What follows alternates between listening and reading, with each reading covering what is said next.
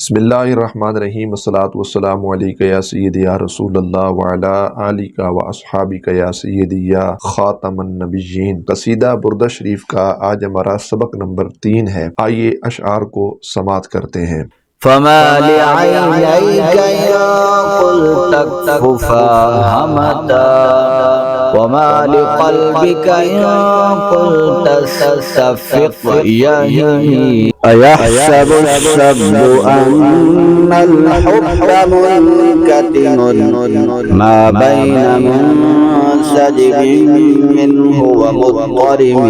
4 اشعار کو ہم نے مکمل کر لیا تھا، تو 5ویں شعر کے اندر یہ والا شعر پڑھا گیا، فما لعینیک ان قل تکفف ہمتا وما لقلبک ان قل تستفق یہیمی۔ اس کا ترجمہ سماعت کر لیں کہ کیا ہوا تیری آنکھوں کو اگر تو کہتا ہے ٹھہر جاؤ تو وہ بہنے لگ جاتی ہیں، اور کیا ہوا تیرے دل کو اگر اس سے کہتا ہے سکون پکڑ تو دل جو ہے وہ غمگین ہو جاتا ہے۔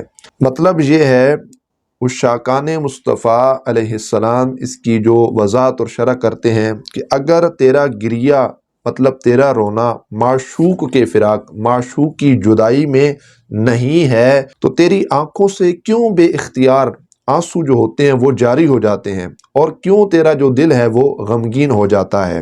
یہاں پر علماء نے ایک بات کو بیان کیا ہے کہ ملتان کا جب محاصرہ ہوا اور مرزا شاہ حسین نے اس کا کیا کیا، محاصرہ کیا، تو مولانا سعد الدین لاہوری جو اس زمانے کے بہت بڑے فاضل تھے، بہت بڑے عالم تھے، اس وقت وہ جامع مسجد ملتان کے اندر درس و تدریس کے جو فرائض تھے وہ سر انجام دے رہے تھے، علوم دینیہ جو ہیں وہ لوگوں کو پڑھاتے تھے۔ وہ اپنے حالات لکھتے ہیں کہ جب قلعے کا محاصرہ کیا گیا تو یہ صورتحال بن گئی کہ نہ کوئی آدمی باہر جا سکتا تھا، نہ کوئی آدمی اندر آ سکتا تھا، تو مرزا شاہ حسین کی فوج نے شہر کو لوٹنا جو ہے وہ شروع کر دیا۔ ہمارے مکان علی نشان کو دیکھ کر سپاہی جو ہے وہ ہمارے مکان کے اندر گھس آئے، اور میرے والد گرامی مولانا محمد ابراہیم جو جامعہ مسجد میں تقریباً 65 سال خدمت تدریس تفاسیر احادیث جو ہیں وہ اس کی خدمات سر انجام دے رہے تھے۔ مطلب ہمارے گھر کا سارا ساز و سامان ان فوج نے لوٹ لیا، اور میرے والد گرامی کو انہوں نے کیا کر لیا جی، گرفتار کر لیا، گرفتار کر کے میرے والد گرامی کو لے گئے۔ اب کہتے ہیں کہ ان لوگوں نے ہمیں بھی کیا کر لیا، گرفتار کر لیا، مجھے بھی قید کر لیا، اور حالت یہ بن گئی کہ مجھے ایک وزیر کے پاس جو ہے وہ حاضر کیا گیا، اور ان کے پاس بہت زیادہ دولت جو تھی وہ پہلے سے مدفون ہے، اور وہ فرماتے ہیں کہ مجھے جو زیادہ پریشانی تھی وہ یہ نہیں تھی کہ میرا گھر لوٹ گیا، میرے مال و اسباب جو ہیں وہ چلے گئے ہیں وزیر کے پاس۔ وہ کہتے تھے کہ سب سے جو بڑی پریشانی تھی وہ میرے لیے یہ تھی کہ میرے والد گرامی کو گرفتار کر لیا، کیونکہ والد گرامی سے بڑی محبت تھی۔ اللہ اکبر۔ تو کہتے ہیں وزیر نے مجھے ایک طویل زنجیر کے اندر جکڑ لیا، اور بہت زیادہ مجھے ان لوگوں نے کیا کیا، پریشان کیا۔ کہتے ہیں کہ مجھے باندھ دیا گیا تو میں زاروں قطار رونے لگ گیا۔ اور کہتے ہیں کہ وزیر نے ایک خدمتگار کو بلایا اور قلم اور دوات منگایا اور کاغذ منگایا۔ خدمتگار نے تعمیل کی اور وزیر کے پاس اس کاغذ اور قلم کو پیش کر دیا گیا۔ اب وزیر جو ہے نا ان صاحب سے کچھ زبردستی لکھوانا چاہتا تھا۔ وہ صاحب کہتے ہیں کہ وزیر جب اپنے کام سے گیا نا تو میں نے اس کاغذ کے اوپر اسی شعر کو لکھ دیا، فما لعینیک ان قل تکفف ہمتا وما لقلبک ان قل تستفق یہیمی۔ کہتے ہیں کہ میں نے اس شعر کو جب لکھا، جب وزیر اپنے کمرے سے اپنا کام کاج کر کے واپس آیا، اس نے دیکھا کہ یہاں پر کاغذ کے اوپر یہ شعر لکھا۔ اس نے پوچھا یہ کس نے لکھا ہے؟ وہ صاحب جو گرفتار تھے، جو قید تھے، جن کو زنجیروں کے اندر جکڑ دیا تھا، وہ کہتے ہیں اس شعر کو میں نے لکھا ہے۔ اللہ اکبر۔ کہتے ہیں اس کے بعد مجھے جو ہے ایک عمدہ پوشاک پہنا کر مرزا شاہ حسین کی خدمت کے اندر حاضر کر دیا گیا، اور میرے خاندان کے جو تمام احوال تھے میں نے ان کے سامنے پیش کیے۔ کہتے ہیں اس شعر کی برکت سے مرزا شاہ حسین نے فوراً میرے والد گرامی محمد ابراہیم کو باعزت رہا کر دیا، اور وہ فرماتے ہیں کہ اگر کسی شخص پر مشکل یا مصیبت پیش آئے وہ ان اشعار کو کثرت کے ساتھ پڑھے، اس کا ورد کرے، اس کو بطور وظیفہ اپنی زندگی کے اندر شامل کرے، اللہ کریم جل جلالہ اس مقدس شعر کی برکت سے اس کی مشکلات کو دور فرما دے گا، اس کی مشکلات کو اللہ رب العزت آسان فرما دے گا۔ پھر صرف اتنا تک نہیں، علماء نے یہاں تک لکھا ہے اگر اس شعر کو کوئی شخص لکھے، کن چیزوں پر کہتے ہیں لکھے؟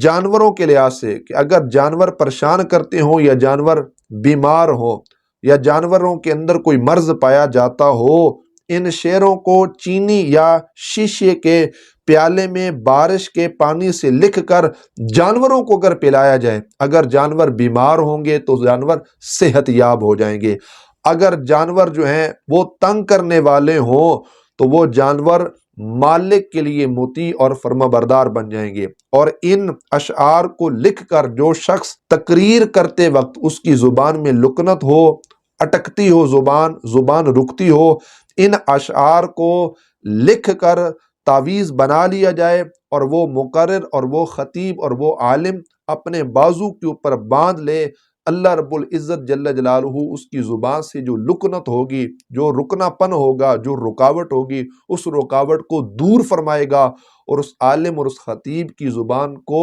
فصیح اور بلیغ بنا دے گا۔ اللہ اکبر۔